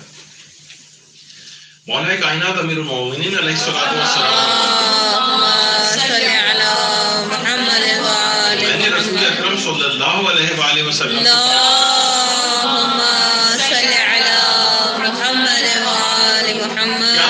ایسی چیز کی طرف رہنمائی نہ کروں جس سے اللہ تعالیٰ تمہارے گناہوں اور خطاؤں کو دھو ڈالے اور ختم کر دے. صحابہ نے عرض کیا یا رسول اللہ بالکل فرمائی. تو آپ نے فرمایا شدید اور سخت سردی میں وضو کرنا اور ایک نماز کے بعد دوسری نماز کے انتظار میں رہنا، یہ چیز اس کے ایمان، محبت اور نماز جیسی عظیم عبادت کی شوق کی دلیل، گناہوں سے محفوظ رہنے کا سبب. تو شدید اور سخت سردی، آج کل سردیاں چل بھی رہی ہیں، تو ایک تو اس میں یعنی جو چیز گناہوں اور خطاؤں کو دھو ڈالتی ہے اسے ختم کر دیتی ہے، اس میں یہ ہے کہ شدید سردی میں بھی وضو کرنا اور ایک نماز کے بعد دوسری نماز کا انتظار کرنا۔ اچھا، ایک سوال یہ پیدا ہوتا ہے، لوگ اس میں اکثر بوجھ بجکڑ قسم کے لوگ ہوتے ہیں، وہ اس قسم کے سوال اٹھاتے ہیں کہ کیا بار بار وضو کرنا ہے؟ پانی کا ضیاع اور اسراف نہیں ہے؟ پانی آج کل ویسے ہی بہت کم ہوا ہے اور آپ لوگوں کو بار بار ایسی چیز کے پانی ضائع کرتے رہیں، ایک دفعہ وضو ہو جائے تو دوبارہ وضو کر لیں، تجدید وضو کریں۔ تو دیکھیے، تو سب سے پہلی بات یہ کہ سارے مراجع یہ کہتے ہیں کہ نہیں، یہ پانی کا ضیاع اور اسراف نہیں ہے۔ ابھی تو پہلے تو وہ بھی بات بتا دوں کہ عام طور پر اس کے یہ معنی نہیں کہ لوگ بالکل پانی کھول کے اور پانی مسلسل بہ رہا ہے وضو کر رہے ہیں۔ وضو تو 3 چلو پانی میں ہو جاتا ہے، ایک چلو سے منہ پہ ڈالیے، ایک چلو رائٹ ہاتھ پہ اور ایک لیفٹ ہاتھ پہ، باقی اسی سے مسا ہو جاتا ہے۔ یعنی دیکھا جائے تو وضو کے اندر کوئی ایسا پانی خرچ نہیں ہو رہا ہے بہت زیادہ، وہ تو آپ خود ہی ویسی مسلسل کھول کے رکھیں اور بے تحاشا بہاتے رہیں پانی کہ میں وضو کر رہا ہوں، تو وہ تو ایک الگ ایسا پہلو ہے کہ جو کہ مذموم بھی ہے اور فقہاء نے اس کو پسند نہیں کیا ہے، یہ اسراف میں بھی آ سکتا ہے۔ تو کہتے ہیں کہ نہیں۔ اور دوسری بات یہ کہ دیکھیے، اسراف کب کہتے ہیں؟ ضرورت کے موقع پر زیادہ خرچ کر دینا۔ تو اس میں تو ایک ایسی ہر وہ چیز جو آپ کے لیے بہت فائدہ مند ہے اس کے لیے تو پانی خرچ کیا جائے گا، اور جب اتنی زیادہ فوائد آپ کو مل رہے ہیں، ضروری تو نہیں کہ ہر فائدہ آپ کو دنیاوی طور پر ہی آپ کو بتایا جائے، یعنی اتنی زیادہ اس کے فوائد جو ہے وہ مل رہے ہیں وضو کے جتنے آپ ابھی سنتی آ رہی ہیں، تو یہ تو ایک ایسی چیز ہوئی نا جو بہت زیادہ فائدہ مند ہے۔ فائدہ مند چیز کے لیے اگر 3 چلو پانی استعمال ہو رہا ہے دن میں 3 4 5 10 دفعہ بھی اگر استعمال ہو جائے تو کون سا اتنا بڑا ہے؟ مشکل سے ایک گلاس بھی ختم نہیں ہوا اس سے، اور آپ کا اتنے ایک گلاس میں وضو ہو جائے گا، تو کوئی اس میں ضیاء اور اسراف والی بات نہیں ہے۔ اور دوسری بات وہی کہ امام نے فرمایا کہ الوضو علی الوضو نور علی نور ہے، خود جو امام معصوم نے فرمایا کہ نور کے اوپر ایک نور ہے، تو ظاہر ہے کہ پھر اسراف اور ضیاء پانی کا ضیاء شمار نہیں ہوتا ہے۔ ہاں، یہ ضرور ہے کہ اتنا زبردست قسم کا ایک نلکا کھولا جائے، پریشر پمپ بھی لگا ہوا ہے، بے تحاشا پانی اس کے اندر بہ رہا ہے، یہ تو ناپسندیدہ شمار ہوگا۔ مسلسل پانی بہتا رہتا ہے لوگ، تو اس میں یہ ہونا چاہیے کہ ایک چلو پانی ملے، اس پانی کے نل کو بند کر دے تاکہ یہ اس طرح کا اسراف کا بھی شائبہ نہ ہو۔ تو ابھی میں نے اس سے پہلے کہہ رہا تھا کہ علماء کو ہم دیکھتے ہیں کہ وہ اس طرح سے کھلے ہوئے پانی اور نلوں سے وضو عام طور پر نہیں کرتے۔ امام خمینی ہے، وہ کہیں سفر میں بھی ہوتے تھے، کسی اور جگہ بھی ہوتے تھے، برتن سے وضو کرتے ہیں۔ برتن سے وضو میں آدمی جو ہے نا اتنا پانی خرچ نہیں کرتا ہے۔ اسی طریقے سے مثلا یہ آیت اللہ مرشی نجفی، ان کو بھی آپ دیکھیں کہ یہ ایک ٹب رکھا ہوا ہے اور وہی 2-3 چلو پانی سے اس طرح سے جو ہے وہ آرام سے اس میں وضو ہو جاتا ہے۔ آیت اللہ کوئی مرحوم، وہ بھی اس طرح سے بیٹھ کر اسی طرح سے وضو کیا کرتے تھے کہ سامنے ایک تشلا ٹائپ کا ایک ہوتا تھا ان کے سامنے، اور وہیں بیٹھ کر، تاکہ اس میں کیا ہوتا ہے کہ پانی زیادہ ضائع ہونے سے بچ جاتا ہے۔ اسی طریقے سے ایک عالم نے اس طرح سے جو یہ بھی اسی طرح وضو کر رہے ہیں، ان کے متعلق بہت شہرت ہو گئی تھی کہ آیت اللہ سیستانی وضو کرتے ہوئے، جبکہ ایسا نہیں ہے، یہ آیت اللہ سیستانی نہیں ہے، اور یہ ان کے دفتر سے بھی تصدیق ہوئی ہے، بلکہ ان سے بہت زیادہ شباہت رکھنے والے ایک اور عالم دین۔ تو ان کو بھی آپ دیکھیں کہ یہ بھی وضو کر رہے ہیں اسی طریقے سے کسی برتن میں سامنے رکھ کے، جس سے پانی ضائع نہیں ہوتا ہے۔ آیت اللہ مرشی نجفی، تو یہ علماء کی ایک سیرت ہے کس طرح سے، تو یہ پانی کو بہرحال حتی المقدور ضائع ہونے سے بچانا چاہیے۔ اور ان کو بھی آپ دیکھیں، یہ بھی کیتلی سے اس طرح کا جو پانی ہے اس سے وضو کر رہے ہیں۔ تو بہرحال پانی کا ضیاع اور پانی کا اسراف یہ شمار نہیں ہوتا ہے کہ اگر انسان بار بار وضو کرے۔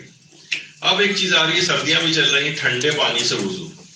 دیکھیے ہر دفعہ تو نہیں، اچھا اس کے ایفرٹ بھی کرنے چاہیے، مثلا الیکٹرک کیٹل ٹائپ کی کوئی آپ کو رکھ لیں وہیں پر ہی، فوراً وہ سیکنڈس کے اندر پانی گرم کر دیتی ہے۔ 3 چلو ہی تو ہے، تو چلیں آپ کا یہ وضو بھی کہ ٹھنڈے پانی سے کون وضو کرے۔ اب تو گھر میں وہ انسٹنٹ گیزر بھی آ گئے ہیں، اور اس طرح سے۔ ہاں، ایک وہ بھی ہوتا ہے کہ اگر بار بار کر رہے ہو، ہر دفعہ بہت زیادہ پانی بہانا پڑ رہا ہے اور پھر وہ گرم پانی اس کے اندر آئے گا، تو اس پانی کو بھی ضائع ہونے سے اگر کوشش کریں کہ بچائیں، کیونکہ وضو گیزر کا پانی ایک دم سے کافی دیر ٹھنڈا آنے کے بعد پھر گرم آتا ہے، تو لوگ کھول کے رکھتے ہیں کہ پانی نکل جائے کافی، تو اس صورت میں پانی بہت زیادہ ضائع ہوتا ہے۔ تو بہرحال لیکن ٹھنڈے پانی سے بھی اگر کر لیا جائے تو بہت سے لوگ تو برف باری میں ہو رہی ہوتی ہے اور اس کے اندر وضو کر رہے ہوتے ہیں۔ اور دیکھیے یعنی ہمارے چھٹے امام جعفر صادق علیہ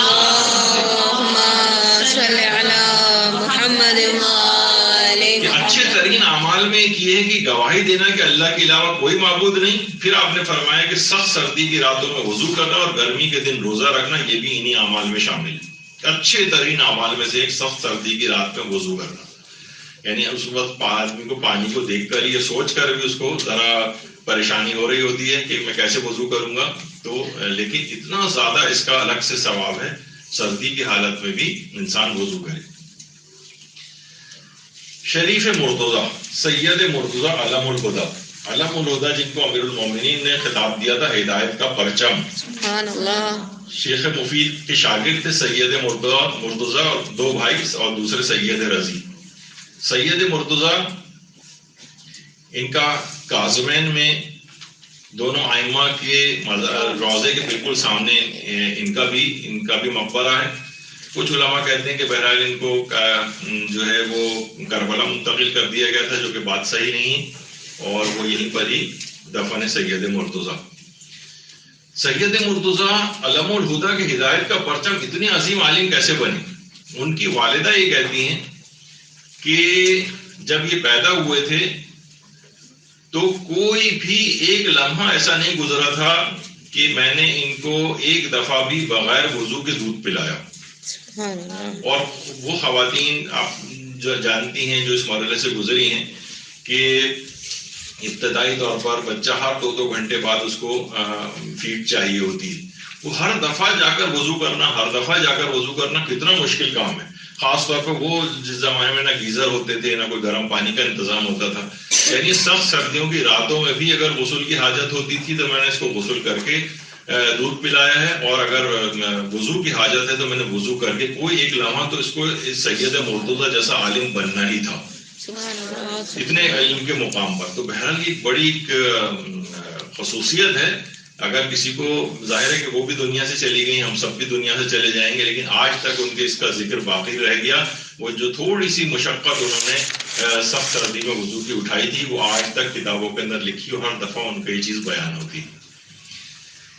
اچھا, اب یہ کہ جب ٹھیک ہے وضو تو کر لیا, اب سردی آج کل لگ رہی کافی, تو کیا اعضائے وضو کو خشک کر سکتے ہیں؟ ویسے تو یہ ہے کہ امام جعفر صادق علیہ السلام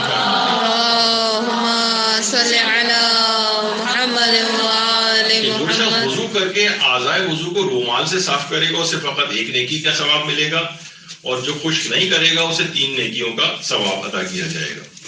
تو بہرحال یہ ہے کہ یعنی کوشش تو یہی کریں کہ اسے خشک نہ کریں, اور ویسے بھی اعضائے وضو کو وضو کے بعد خشک کرنا, اعضائے وضو کو وضو کرنے کے بعد خشک کرنا, یہ بعض علماء نے اس کو مکروہ سمجھا ہے. البتہ اگر سردی زیادہ لگ رہی ہو تو مکروہ نہیں, سردی زیادہ لگ رہی ہو تو مکروہ نہیں ہے, اور اعضاء کو جو ہے وہ خشک کیا جا سکتا ہے. اچھا, پھر ایک چیز ہے کہ دماغوں میں ایک چیز آتی ہے کہ جو ہم گیزر کے ذریعے پانی جو گرم کرتے ہیں یا مثلا الیکٹرک کیٹل وغیرہ کے اندر جو ہے وہ گرم کرتے ہیں, تو کیا یہ مکروہ ہے ایسا ہونا؟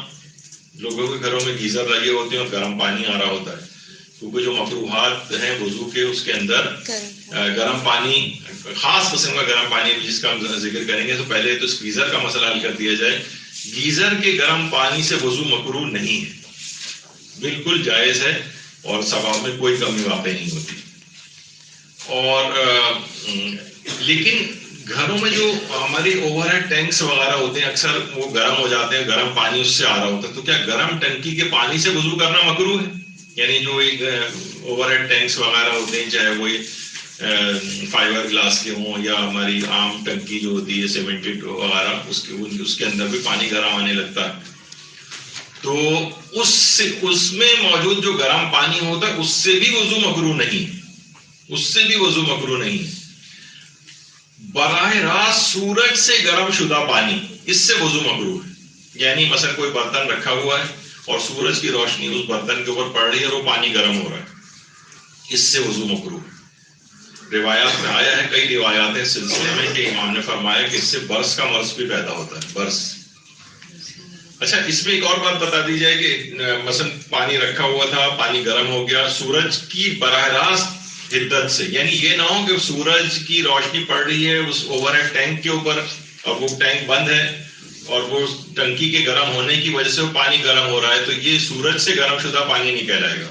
جب بھی اوور ہیڈ ٹینک اگر سے گرم پانی آ رہا ہے تو وہ شمار نہیں ہوتا کراہیت میں. ہاں سورج سے براہ راست گرم شدہ پانی سورج کی روشنی میں، اس میں بھی ہے کہ کراہیت فقط اس وقت تک ہے جب تک کہ پانی گرم رہے. یعنی ایک دفعہ بھی مثلا آپ نے پانی اٹھا کے سائے میں رکھ دیا اور تھوڑی دیر میں وہ ٹھنڈا ہو گیا، اب وہ کراہیت ختم ہو جائے گی. یعنی اس وقت کی بات ہے کہ جس وقت پانی سورج کی براہ راست شعائیں پانی کے اوپر پڑ رہی ہیں اور اس پانی کو گرم کر رہی ہیں. یعنی وہ کسی ٹنکی کے اطراف کے گرم ہونے کی وجہ سے یا کوئی جو پائپ جا رہا ہے وہ پائپ گرم ہو رہا ہے جس کی وجہ سے پانی گرم ہو رہا ہے، تو اس کو سورج سے گرم شدہ پانی نہیں کہا جائے گا. تو بہت سے اسکن کے امراض روایات میں آیا ہے کہ اس سے پیدا ہوتے ہیں، خاص طور پر برس وغیرہ کا مرض. اس وجہ سے شاید اس کو منع کیا گیا ہے. سائنسدانوں کو اس پہ تحقیق کرنی چاہیے کہ کیا ایسی اس کے اندر بات ہے. اچھا، مطالعے سے پہلے وضو کرنا. مطالعہ یعنی بہت زیادہ آپ کا فہم چیزوں کو سمجھنے کا، آپ کو اس کو حفظ کرنے کا. تو اگر کوئی شخص مطالعہ کرنے سے پہلے باوضو ہو جائے تو اس کو بہت زیادہ اس کے فوائد ہوں گے. جو چیز پڑھے گا وہ بھی بہت آسانی سے ذہن نشین ہو جاتی ہے، اور مشکل چیزیں بھی بہت آسانی کے ساتھ اس کے لیے ہو جاتی ہیں، آسان ہو جاتی ہیں اگر وہ باوضو. سبحان اللہ. اسی طریقے سے تعلیم و دروس لیتے یا دیتے وقت باوضو ہونا. یعنی اگر کوئی کسی کو تعلیم دے رہی ہیں آپ، اس وقت آپ باوضو ہوں، یا کسی جگہ تعلیم حاصل کر رہی ہیں اس وقت باوضو ہوں، تو یہ خود بہت اہم ہے. جبھی شہید مطہری کے متعلق یہ بات ملتی ہے کہ وہ یہ کہتے تھے کہ مدرسے آنا ایسے ہی جیسے آپ مسجد میں آنا، تو لہٰذا مسجد کے اندر بغیر وضو داخل نہ ہو. یہ بھی شہید مطہری کا جملہ ہے. یعنی مدرسہ خود ایک جہاں آپ تعلیم علم دین حاصل کرتی ہیں، کہتے ہیں بمنزلہ مسجد کے. تو یہاں پر مسجد میں انسان ہمیشہ باوضو ہو کر جاتا ہے، تو کوشش کریں کہ یہاں پر باوضو ہو کر تعلیم حاصل کریں. یہ شہید مطہری کہا کرتے تھے. اسی طرح قیامت کے روز اعضاء وضو کا نورانی ہو جانا. یعنی اگر انسان ہر وقت زیادہ تر اوقات میں باوضو رہے تو یہ اعضاء اس کے قیامت کے روز نورانی ہو جائیں گے. پیغمبر اکرم صلی اللہ علیہ وآلہ اللہم صل علی محمد وآل محمد. میری امت کے اعضاء وضو قیامت کے دن چمکتے ہوئے ہوں. سبحان اللہ. یعنی اگر اپنے اعضاء کو اس طرح سے، تو وہ زیادہ تر اوقات میں باوضو رہیں تو یہ ان کے اندر ایک نورانیت پیدا ہو جائے گی اعضاء کے اندر. سبحان اللہ. اور روایت میں ملتا ہے ثواب وضو، جو عباس عزیزی صاحب کی کتاب ہے، اس کا اردو ترجمہ بھی مدرسے نے شائع کیا ہے، پرنٹ کروایا ہے. تو اس میں ہے کہ کسی نے ایک نیک اور صالح شخص کو مرنے کے بعد خواب میں دیکھا تھا کہ ان کا چہرہ بہت پرنور ہے اور جنت میں چہل قدمی میں مصروف ہے. تو اس نے پوچھا کہ آپ نے دنیا میں کیا کام انجام دیا تھا جس کی وجہ سے اس مقام تک پہنچے؟ تو انہوں نے جواب دیا، میں ہمیشہ باوضو رہتا تھا. سبحان اللہ. یعنی اتنی ساری جو زندگیوں میں نیکیاں، اس میں اتنی ہائی لائٹڈ یہ والی نیکی تھی کہ فقط اس ایک نیکی کو بیان کیا. ہمیشہ زیادہ تر اوقات میں باوضو رہنا، چہرہ بہت پرنور اس کا ہوگا قیامت کے روز، اور جنت اس کو حاصل ہوگی. جنت میں باقاعدہ چہل قدمی میں مصروف تھے. اب ایک اور چیز آتی ہے، اور وہ ہے وضو کو میک اپ پر قربان کر دینا. یہ خواتین اکثر خاص طور پر ہم اس کو ذکر کرتے ہیں، کسی جگہ تقریب میں کہیں جا رہی ہیں، یا مثلاً کوئی دلہن ہے، شادی ہونے جا رہی ہے، اور تو کیا ہے کہ بس اب کیونکہ میک اپ ہوا ہے، وضو کیسے کریں؟ وہاں تو دوپہر کے 2 بجے سے مثلاً بیوٹی پارلر میں بیٹھی ہوئی. تو اب یہ کیا ہے کہ اس میں کوئی بھی ایسے اقدام کرنے چاہیے کہ اپنے اتنی بڑی یعنی زندگی کی ابتدا ہونے جا رہی ہے کہ منحوس چیز سے ابتدا کریں، نمازوں کو ترک کر چھوڑنے سے. ظاہر وضو نہیں ہوگا تو نماز بھی نہیں ہوگی. اور پھر پوچھتے ہیں بعد میں کہ ہم کیا تیمم کر سکتے ہیں؟ نہیں، بلکہ ہم تو یہ بھی کہتے ہیں کہ چلیں بالکل آخر وقت تک بھی اگر اس کو لے جائیں تو تب بھی اس میں تیمم اتنی موٹی لیئرز جو ہے وہ میک اپ کی ہوتی ہیں کہ وہ تو شاید پیشانی تک ہاتھ بھی نہیں پہنچے گا اس میں. تو بہرحال یہ کہ وضو کو میک اپ کے وہ قربان نہ کریں. دیکھیں آپ نے کتنی زیادہ اس کی ترکیبیں لڑانی چاہیے. اس میں خواتین ماہرین اس میں بیٹھیں کہ اس کا حل کس طریقے سے نکالا جائے، کیونکہ یہ وہ سوچتے ہیں کہ یہ تو عذر شرعی ہے، بھائی ہم کیسے، ہمارا تو سارا میک اپ ختم ہو جائے گا. تو اس کا کوئی حل نکالنا چاہیے، اور خواتین کو تاکہ کم سے کم اتنی زندگی کی اہم ابتدا جو ہے کہ حرام کام سے نہ ہو، وضو اور نماز کو ترک سے. سونے سے پہلے وضو کرنا، جس کی بڑی تاکید آئی. رسول خدا صلی اللہ علیہ وآلہ اللہم صل علی محمد وآل بستر مثل مسجد ہے اور اس کی نیند عبادت ہے، اور اگر بغیر وضو سوتا ہے تو اس کا بستر مثل قبر ہے جس میں وہ مثل مردار کے لیٹا ہے۔ تو بہرحال یہ اتنی اہم ہے کہ وضو کر کے، یعنی ایک دفعہ انسان بس وضو کر کے آ جائے، اور بعض اوقات یہ کہ وضو کر کے آتا ہے اور لیٹنے کے لیے، تو پھر اگر کبھی ایسا ہو جائے کہ بستر پہ آ جائے اور اس کے بعد پھر اس کو یاد آیا ارے میں نے وضو نہیں کیا، تو بستر پہ بیٹھے بیٹھے ہی تیمم کر لے۔ اگرچہ اس سے ویسا فائدہ نہیں ہوتا ہے کوئی، اگر سیستانی فرماتے ہیں اس سے پاکیزگی اس لحاظ سے حاصل نہیں ہوتی کہ آپ اس سے نماز پڑھ سکیں یا آپ اس سے قرآن کے حروف کو ہاتھ لگا سکیں، لیکن وہ ایک ثواب آپ کو مل جاتا ہے وضو کرنے کا سونے سے پہلے۔ اگر کوئی شخص وضو کر کے وضو کرنا بھول جائے اور بستر پہ آ جائے لیٹنے کے لیے، پھر لیٹنے کے بعد یاد آئے گا ارے میں نے تو وضو نہیں کیا، تو بجائے اس کے کیا اٹھ کر جائے وہیں پر بستر کے اوپر ہی ہاتھ مار کر تیمم کر لے۔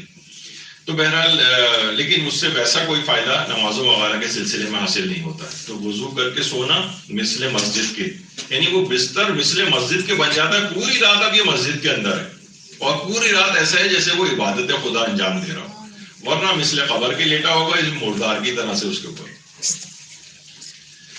نیند کی حالت میں حفاظت الہی، یعنی جس وقت انسان نیند کی حالت، یعنی جب آپ وضو کر کے سویا ہے تو اب یہ مسلسل حفاظت الہی میں اللہ کی حفاظت کے اندر رہتا ہے۔ اب ممکن ہے سوتے میں خدا نہ خواستہ کوئی زلزلہ آ جائے کہ اس سے محفوظ ہو جائے گا، اور کوئی ایسی ناگہانی سڈن کا کارڈک ڈیتھس ہو جاتی ہیں، عام طور پر ڈائبٹک پیشنٹ ہے، بعض اوقات نیند کی حالت میں ہی کوئی اٹیک ہو جاتا ہے اور مر جاتے ہیں، تو نیند کی حالت میں مکمل حفاظت الہی میں ہوگا اگر باوضو سویا ہے۔ اور پرسکون نیند کے لیے بھی، نیند بہت پرسکون ایسے افراد کی ہوتی ہے کہ جو باوضو ہو کر سونے کے عادی۔ بہت سے لوگ کم خوابی کی کہ نیند ہماری ٹھیک نہیں آتی ہے اور گولیاں کھانی پڑتی ہیں یا بہت دیر سے نیند آتی ہے، تو باوضو ہو کر سونے کی عادت ڈالیں تو ان کی نیند بھی بہت پرسکون ہوگی۔ یا مثلا لوگ کہتے ہیں ڈراؤنے خواب آتے ہیں، ملتا ہے نا کہ وہ ایک دفعہ بیگم نے پوچھا اپنے شوہر سے کہ میں کبھی خواب میں آپ کے آتی ہوں، تو نے کہا بیگم میں ہمیشہ آیت کرسی پڑھ کے سوتا ہوں۔ تو بہرحال ڈراؤنے خواب بھی نہیں آئیں گے اس کو اگر باوضو ہو کر کوئی شخص سوئے گا۔ اچھا، باوضو ہو کر سونے سے رات بھر اس کو عبادت کا ثواب بھی ملتا ہے، جیسا کہ ابھی آپ نے پیغمبر کی حدیث کے اندر بھی سنا کہ بستر مثل مسجد بن جائے گا، جس میں پوری رات عبادت کا ثواب اس کو ملے گا۔ کہ جو شخص رات کو وضو کر کے سوتا ہے وہ گویا پوری رات عبادت میں بسر کرتا ہے۔ کتنی اہم بات ہے۔ الطاہر النائم کالصائم القائم، کالصائم القائم۔ الطاہر النائم یعنی جو طہارت کر کے سوتا ہے وہ اس طرح سے ہے جیسے وہ پورا دن روزے کی حالت میں گزارے اور پوری رات قیام لیل کرے، یعنی پوری رات عبادت میں گزارے۔ یعنی طاہر حالت میں نیند کرنا ایسے ہی ہے جیسے پورا دن اس نے روزہ رکھا اور پوری رات عبادت میں بسر کی۔ اتنا عظیم ثواب ہے۔ تو وضو کی حالت میں جب وہ سوتا ہے اور بالفرض اس کی قبض روح ہوتی ہے، یعنی مثلا موت اگر اس کو آ جائے تو وہ شہید کا درجہ پاتا ہے۔ حضرت امیر المومنین علیہ الصلوۃ والسلام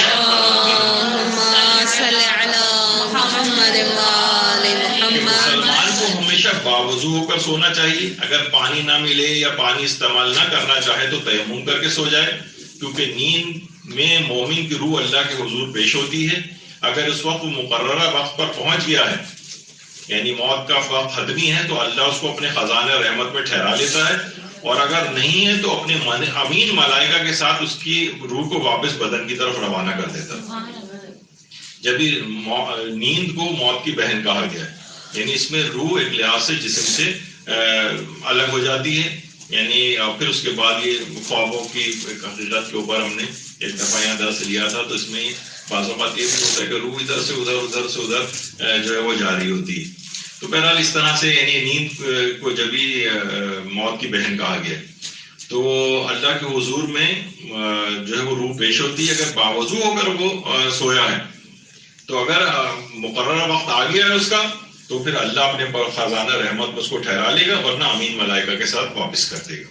تو بہرحال اس کا سوتے وقت وضو کا بہت زیادہ فائدہ ہے۔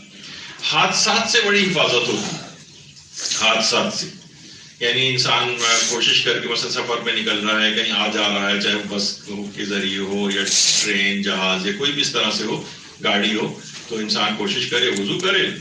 اچھا یہ شروع میں بہت سی چیزیں ذرا سی مشکل لگتی، لیکن یقین کیجیے اگر آپ نے شاید 1 مہینہ بھی اس کی کر دی تو آپ کو خود ہی رہا نہیں جائے گا. آپ سوچیں گے کیسے میں اس کو یعنی وضو کر لوں کسی بھی طریقے سے. یعنی کوئی اتنا نہ تو آپ کو کوئی مشکل کام لگے گا. بلکہ کی روایت میں نے کہیں بہت عرصہ پہلے پڑھی تھی، اب اتنا ریفرنس یاد نہیں، اور پیغمبر اسلام سے ہی مروی شاید روایت تھی وہ، کہ ہمیشہ باوضو رہو، خواہ سختی میں ہو خواہ آسانی میں. یعنی آسانی میں تو ظاہر گھر میں موجود ہے، گرم پانی بھی ہے، بڑے آرام کے ساتھ ہم وضو کر رہے ہیں. لیکن کسی جگہ گئے ہوئے ہیں، جہاز میں ہیں، کہیں کسی ایسی جگہ ذرا سی مشکل ہے، یا مثلا سستی غالب آ رہی ہے کہ بھئی کون ابھی سب موزے ووزے اتارے اور جو ہے وہ جا کر وضو کرے، اور تو دماغ میں فوراً وہ لے کر آئے کہ پیغمبر فرماتے ہیں خواہ سختی میں ہو خواہ آسانی میں وضو کر لو. یعنی ان سے جو منسوب روایت ہے. تو حادثات سے بھی انسان محفوظ ہوتا ہے، یعنی ایکسیڈنٹل موت سے انسان بچے گا، جو کہ ایک لحاظ سے اتنی اچھی موت نہیں سمجھی جاتی.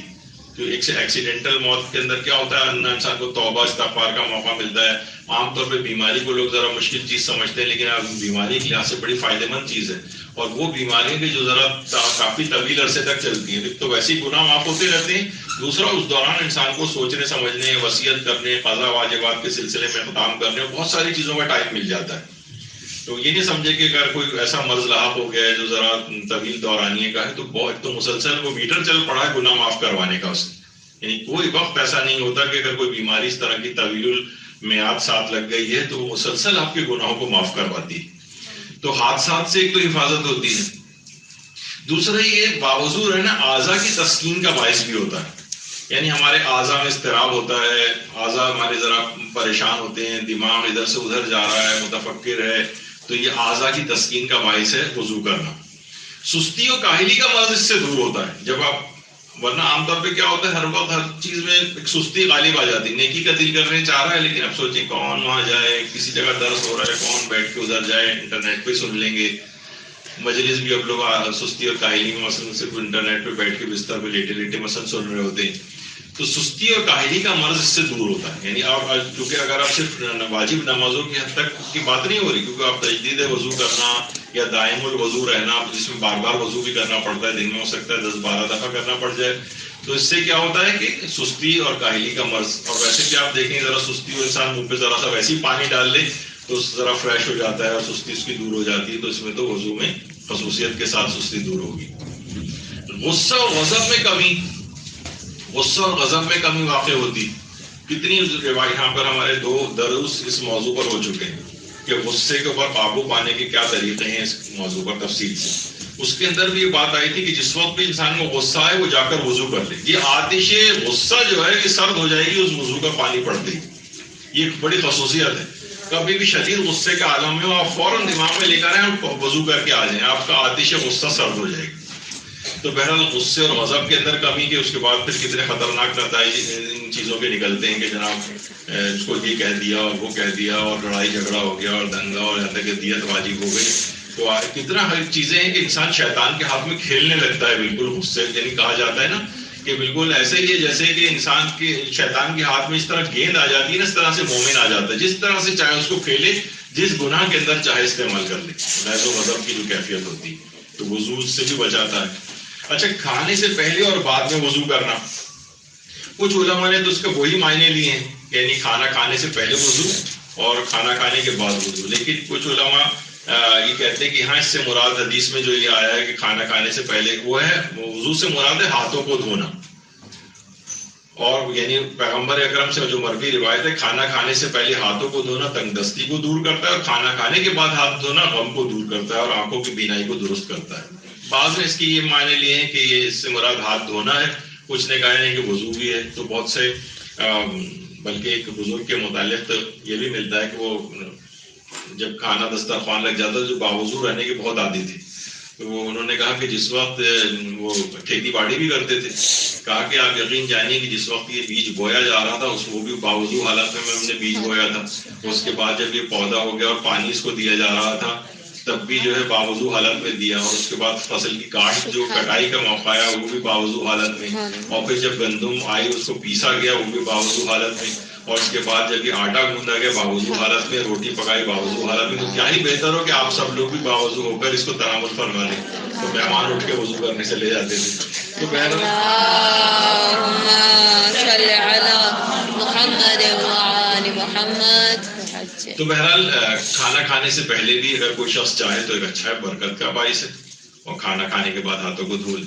دعائیں قبول ہوتی. کبھی ہم نے عام طور پر نہیں دیکھا کہ انسان وضو دعائیں کرنے جا رہا ہو تو پہلے وضو کر کے آئے. وضو کر کے آنے سے دعائیں، یعنی اگر باوضو حالت کے اندر آپ دعا مانگیں گے تو اس کی قبولیت کے امکانات زیادہ ہوں گے بنسبت یا بغیر وضو کے دعائیں کرنے میں. تو یہ تک ہے ہمارے چھٹے امام جعفر صادق علیہ السلام.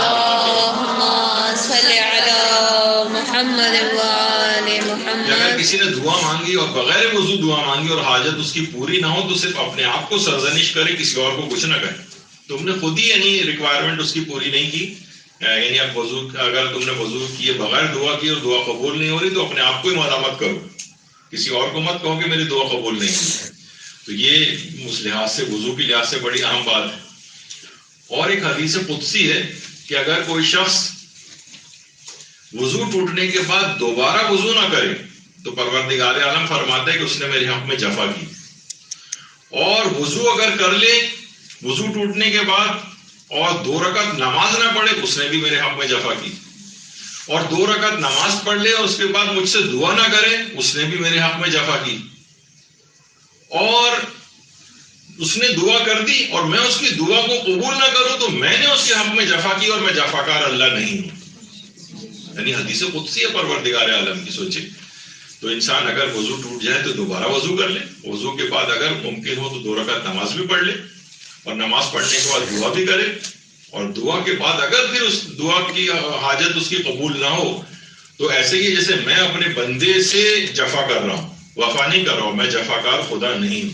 حدیث قدسی میں آئی یہ بات کہ پروردگار عالم یہ فرماتا ہے. تو بڑی اہم چیز ہے یہ. اور دیکھیے بعض اوقات یہ بھی ہوتا ہے ایک چیز کہلاتی ہے ہمارے اس میں اسٹریچنگ. کوئی شخص مثلا کسی کو آ جائے کہ جناب آپ ایکسرسائز کیوں نہیں کرتے، تو پہلے دن ہی وہ جناب وہ 2 گھنٹے کی واک کے اوپر نکل جائیں گے. نہیں، 10 منٹ کی واک سے شروع کریں، پھر 15 منٹ کر دیں، پھر 20 منٹ کر دیں. اس طرح سے ایک بزرگ تھے وہ کہتے تھے کہ ظاہر بہت سستی ہو جاتی ہے بزرگی کی حالت میں کہ نماز شب کو کیسے اٹھتے ہیں. وہ کہتے تھے میں اپنے آپ کو نا بہلاتا ہوں اس طرح سے کہ ایسا کرتا ہوں الارم لگا لیتا ہوں، کم سے کم اٹھ تو جاؤں اس وقت.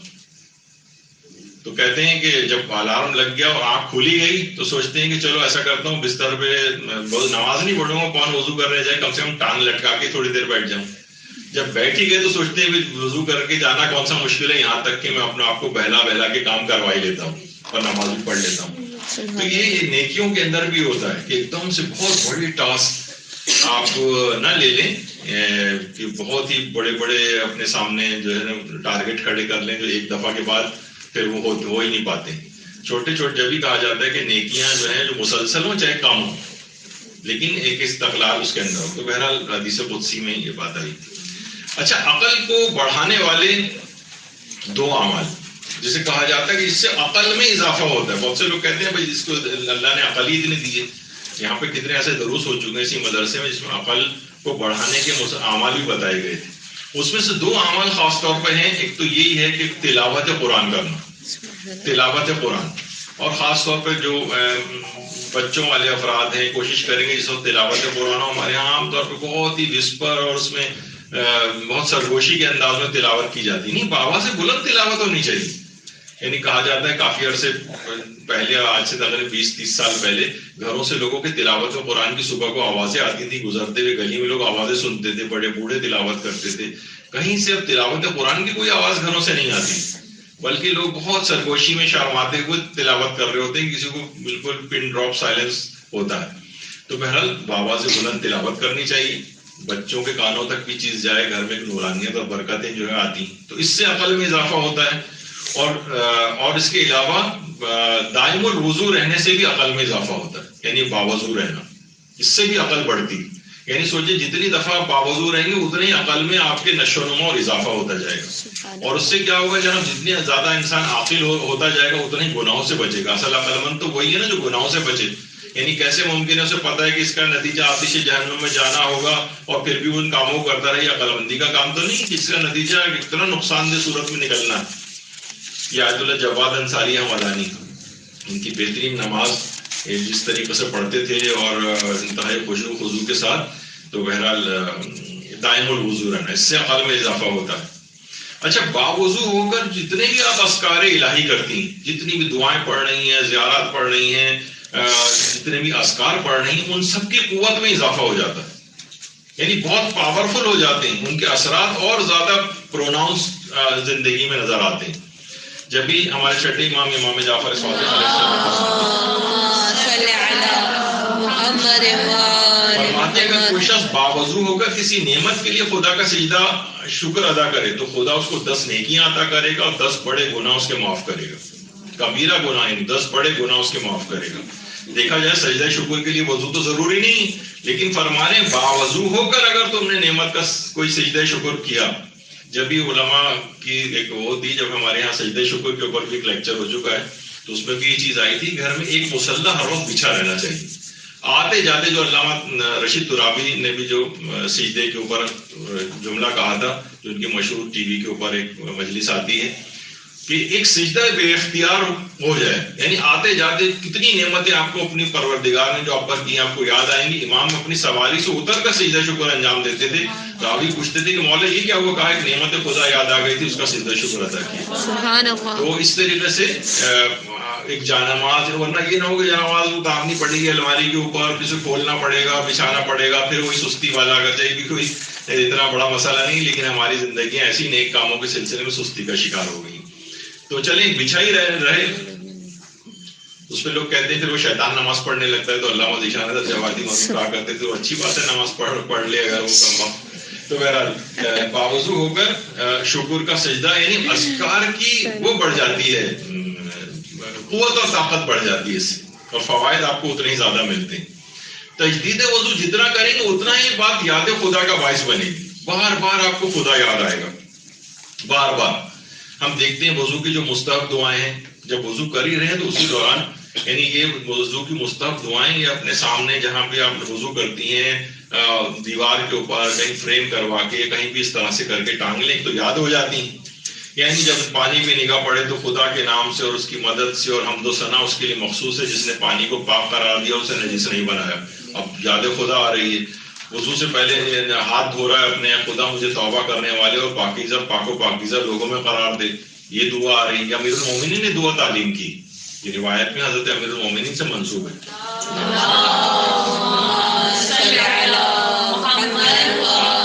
کلی کر رہا ہے اس وقت یاد خدا آ رہی ہے, خدایا جس دن تجھ سے ملاقات کروں اس دن تو ہی مجھے میرے دلائل کی تلقین کرنا اور میری نماز اور میری زبان کو اپنے ذکر کے لیے آزاد کر دینا. وہاں زبانیں گم ہو جائیں گی نا, تو کہا کہ یہ جو کلی آپ کر رہے ہیں تو اس سے دلائل کی تلقین یعنی جو سوال و جواب مجھ سے ہوں گے تو میں بڑی آسانی کے ساتھ جواب دے دوں, ایسا نہ ہو کہ میں گم ہو جاؤں, معاف ہو جاؤں.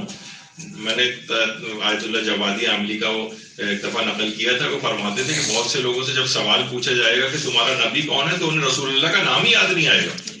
یعنی اپنے گناہوں کے باعث ایسی توفیقات سلب ہو جاتی, گم ہو جائے گی زبان, نام پتہ ہی نہیں ہوگا کہ نبی کون ہے میرا. تو خدا ان سب چیزوں سے محفوظ رکھے. بہرحال کلی کرتے وقت یہ دعا پڑھے. اسی طریقے سے ناک میں پانی ڈال رہا ہے ذکر خدا, خدایا جنت کی خوشبو کو مجھ پر حرام نہ کرنا, مجھے ان لوگوں میں نہ قرار دینا جو جنت کی خوشبو اور اس کی نرمی اور لطافت سے بہرامند ہوتے ہیں, کیونکہ وہاں پر کتنے کتنے سالوں تک جنت کی خوشبو سے محروم لوگ ہو جائیں گے. اب ناک میں پانی ڈالتے وقت یہ دعا پڑھی جا رہی. اسی طرح چہرے پر پانی ڈالتے وقت یا اللہ جس دن سارے چہرے سیاہ ہو رہے ہوں گے میرے چہرے کو سفید کر دینا. جس دن گناہگاروں کے چہرے یعنی جس وقت سیاہ ہوا, جس دن چہرے سفید ہو رہے ہوں گے اس دن میرے چہرے کو سیاہ نہ کرنا, یعنی قیامت کے روز کی بات. دائیں ہاتھ پہ پانی ڈال رہا ہے, خدایا میرا نامہ اعمال میرے دائیں ہاتھ میں قرار دینا اور جنت کی ہمیشگی کی زندگی مجھے آسانی سے عطا فرمانا اور آسانی سے میرا حساب لینا. بہت سو کا کہا جاتا ہے کہ اتنی دیر میں بس نامہ ہے, پورا زندگی کا حساب ہو جائے گا جتنی 2 رکعت نماز پڑھی جاتی ہے جتنی دیر میں, بس 2 رکعت اتنا, یعنی بس آؤ اور بالکل ایک فارمیلٹی کے طور پر اس طرح نہیں ہوتا. بعض اوقات یہ ہوتا ہے کہ سفارش زبردست لگی ہوتی ہے, بس جاتے ہیں انٹرویو میں شکل دکھاتے ہیں اور پاس ہو جاتے ہیں. تو بس بالکل یہی کہ تم یہ سارا کام زندگی میں کر کے آئے ہوئے سفارش ہے تم نے پہلے سے لگا لی تھی, یہ دعائیں تم کرتے ہوئے آ رہے تھے وضو میں, اب آسانی کے ساتھ سارا حساب ہو جائے گا. اسی طرح بائیں ہاتھ دھوتے وقت یہ دعا, خدایا میرے نامہ اعمال کو میرے بائیں ہاتھ میں نہ دینا, نہ میرے پیچھے سے دینا. بہت سے لوگوں کی روایات میں ہے کہ پیچھے کی طرف سے سینے میں سے ڈال کر ان کو دیا جائے گا, یعنی کمر کی طرف سے, یعنی یہ کہ عذاب کے طور پر. اور توق و زنجیر کی طرح میری گردن میں نہ ڈال دینا, اور میں آگ کے ٹکڑوں سے تیری پناہ مانگتا ہوں. تو یہ بائیں ہاتھ ہوتے ہیں. سر کا مسا کہ خدایا اپنی رحمت و برکت و عفو و بخشش کا سایہ مجھ پر عطا فرما.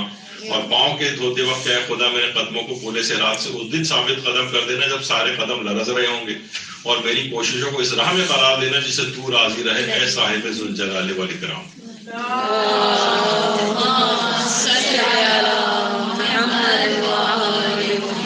وضو کی مستحب دعائیں مدرسے نے اس کو پوسٹ بنا کے اور انٹرنیٹ وغیرہ کے اوپر بھی موجود ہے, وہاں سے پرنٹ آؤٹ لے کے آپ روزانہ اس کو جو ہے وہ کچھ دن, میرا خیال ہے مہینہ 1.5 مہینے آپ پڑھیں گے, آپ کو زبانی یاد ہو جائیں گی, پھر کہیں پہ بھی آپ ان کو نکال کے ہٹا کے رکھ دیں یا اور لوگوں کے کام آتی رہیں گی کم سے کم.